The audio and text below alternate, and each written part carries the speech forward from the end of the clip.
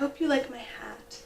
It was my Oma's hat, and when I'm talking about bone broth, I'm thinking about her because she came from a European family, 6 kids, money was super tight, and she wanted to give her kids the best food she could.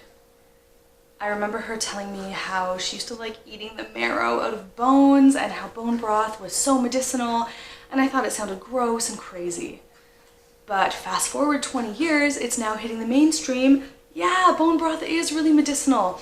When we're talking about bone broth, we're talking about gelatin, collagen, amino acids, all kind of amazing minerals that are very bioavailable. Oh, and it's inexpensive. Oh, and it's super easy to make. So I think it's totally neat that my foremothers and so many of our ancestors relied on this kind of food medicine for centuries and decades, and we're just kind of rediscovering how amazing it is. So, rockin' Oma's hat, and I'm just going to show you how quick and easy bone broth can be. For me, there's no hard and fast recipe. I get a bit bored with recipes, and this is like a leftover quick and easy thing. It's never the same way twice. I have a glass container. It's freezer friendly. I have this little guy, or I have one that's double the size, and what I do is just collect leftovers. So maybe I have some parsley that's going wilty, or some carrot tops I'm not going to use, or an onion that's starting to turn. I freeze it all and let it kind of compile for a few days, a few weeks, however long. And then obviously you're also going to need an animal carcass.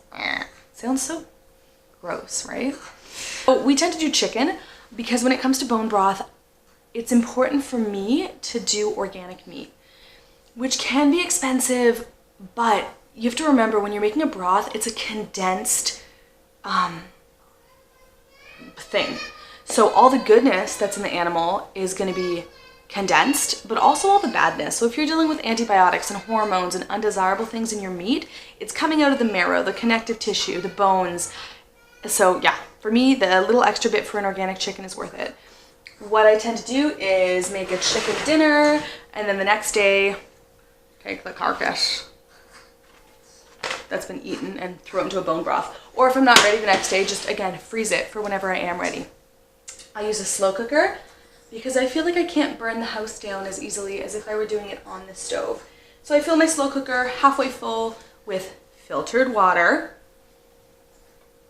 I put it on high just until it starts boiling, and then once the boil has happened, I put it on low so that it's simmering. So in goes my chicken carcass. A lot of these are frozen things. Celery, carrot, pretty basic. Some red onion. I do have fresh garlic, again just for the flavor. It is the king of herbs, so love the medicinal properties of garlic. I have some frozen thyme, which is actually from our garden, and again, when it was in season and abundant, I just froze a bunch of it.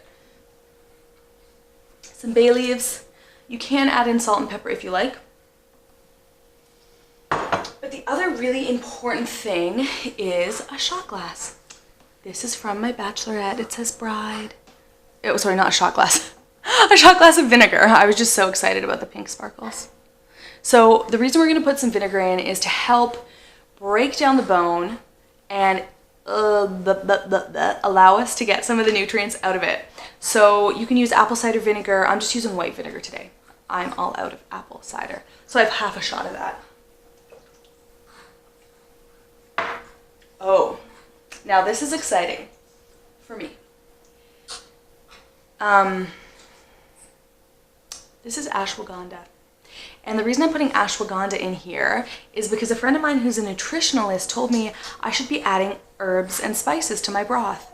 And I thought, well, yeah, I put in thyme or oregano or garlic. But she's talking like next level herbs and spices to really make your broth medicinal. She recommended ashwagandha. If you're into yoga at all, maybe you've heard of Ayurveda. It's the sister science of yoga. It comes from ancient India. And ashwagandha is one of the top herbs in ancient Indian medicine. It's very cool because it's adaptogenic. So what that means is it doesn't do something in particular, but it helps to balance you. So when it comes to thyroid stimulating hormone, which is a big interest for me, thyroid, adrenals, they've done studies where people can have high thyroid hormones, low thyroid hormones, and taking ashwagandha helps to bring you to the middle, balance you out. So that's why I like it. I have 1 tablespoon of ashwagandha in there. Another thing about ashwagandha, it is called the Indian ginseng. It can be a big energy booster. If your libido needs a lift, this stuff supposedly can help with that too. Ooh, exciting health benefits with herbs. There's all kinds of different herbs you can put into a broth depending on what you need, depending on where you're at in life. So super neat stuff. But we're just rocking the ashwagandha today. I'm gonna put this on high till it boils. Then I'm gonna bring it down to low. We're gonna go for 8 hours and I'm gonna let it just gently simmer. Super easy, like that's it. But see you in a bit. 8 exhausting hours later. The makeup has slid off my face. There's vomit somewhere in my hair. I was pooped on as well today. But this is looking sexy. This is looking so good. Smells like broth, chicken broth. Can you see that?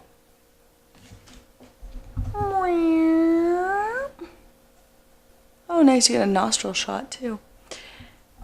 I had to do nothing all day. I literally just let it simmer. I checked it once or twice and it didn't have a lot of residue float to the top.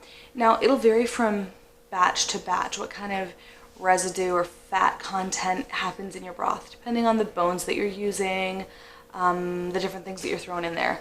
So this one was pretty nice and clear, and all I'm gonna do is use a sieve, sift out all the big chunky bits and just put it into individual mason jar portions in my fridge.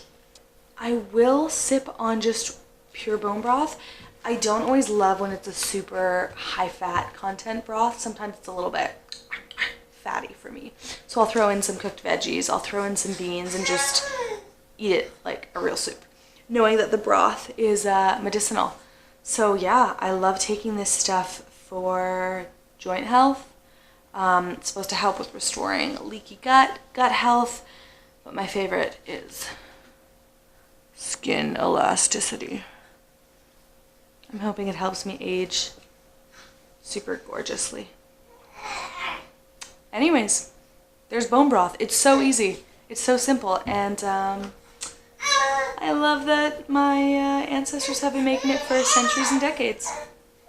All right, baby's crying. It's bedtime. Night, night.